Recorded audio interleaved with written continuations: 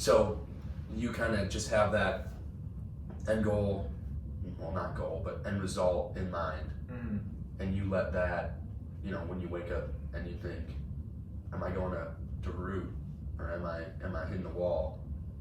You let that motivate you as opposed to checking a box. Yeah, and I mean, like that's just kind of something that I don't really think about, like this far, I've come pretty far in sports, but like this far in my life, it's just kind of like something I don't think about, and yeah, I just, like without even me knowing it, I guess it kind of motivates me. Right. Like it's just like subconscious, I guess, and like even more so, like if I see my brother going outside and doing something, like that's just like an extra motivator to help me reach a goal that I have, just being like, I want to be better than him, like just being competitive, it just kind of stacks on top of each other, and it helps. That's what, I guess that's the best way I can describe like how I reach my goals. Yeah, and so you would say being around people that are successful helps you out in that? Oh yeah, definitely. I mean, you grew up, maybe at a certain point in your brother's shadow, but I feel like that's kind of been eradicated a bit. You guys are definitely valued as two completely different players, at least. Yeah, like he was, like I can view it in like a couple different ways. Some, I guess depending on like how I'm feeling that day would really decide if I was viewing it as he kind of paved a path for me and like made some things easier and just kind of like opened doors that would have been much harder for me to open if I didn't have him.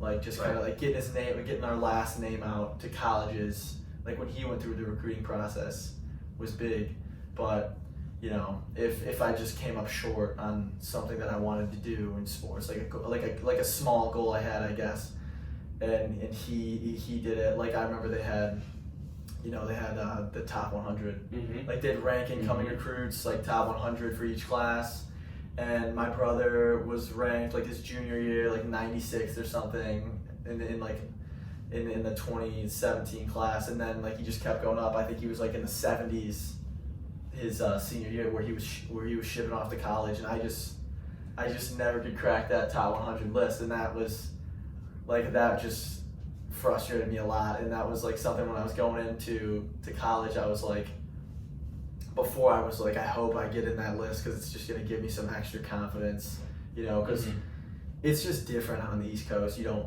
like, I just didn't really know what to expect, and I was like, I would really like some extra confidence because I'm a little scared about like what I'm getting into. And I just didn't have that, and so then I guess it turned into like less of like being confident in your abilities, but more into like, I want to prove something, right? Which I might think at this point provided like a little bit more motivation than just having some confidence. Right. So you kind of let that failure light a fire for you. Do you feel like you've been motivated? You were in 3 state championship games in your high school career, right? Yep. And you're 1 and 2. It's not a secret. Like, it was nice to get that one, but do you ever feel like, I know for our junior year, that failure motivated us to win. Almost exclusively. Do you feel like that is a big motivator for you? Like, just in general, like, things that you haven't hit in the past, or kind of like that fear of failure that in the future? Yeah, I'd say so. It's like something that I've like had a tough time coping with, but just like failure of any kind, like when you're going for a goal, is just tough to deal with, and like there's nothing that frustrates me more. But when it does happen, I feel like it has like a more of an impact than anything else could possibly have in like helping me get better or motivate me. So mistakes and failures have definitely shaped me more than successes. Right. It's kind of something deep, I guess, but it's true. that's what we're about. But do you think though, like, that you grew more from the failures and are able to be better today? Because Joe said he grew from his injuries, which I guess is kind of a paradox, but yeah, definitely.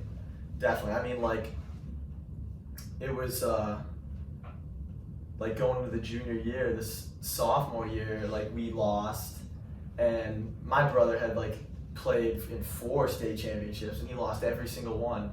And like I couldn't even imagine how that would feel. Like that's just extremely difficult. And because I remember I lost one and I was like, I never want to feel like this again.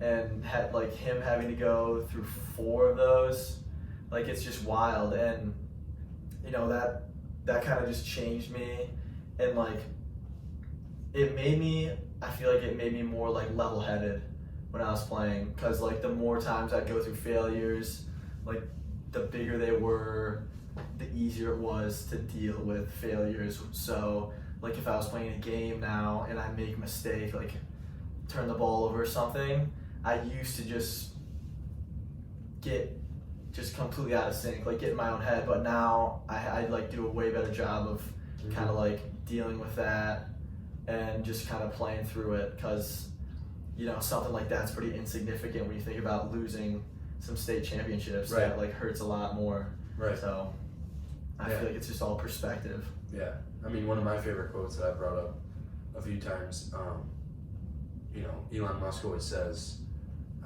we need to fail as fast as possible, because he realizes that like it's the best way to go forward. For more inspirational and informative content, tune in to Success in Dialogue with Patrick Lee, the best podcast for success-conscious young people. We release new episodes every Tuesday and Thursday on Spotify, Apple Music, YouTube, or wherever you stream podcasts. Make sure to like this video, subscribe to our channel, and turn on post notifications for new episodes and awesome clips. Go get it.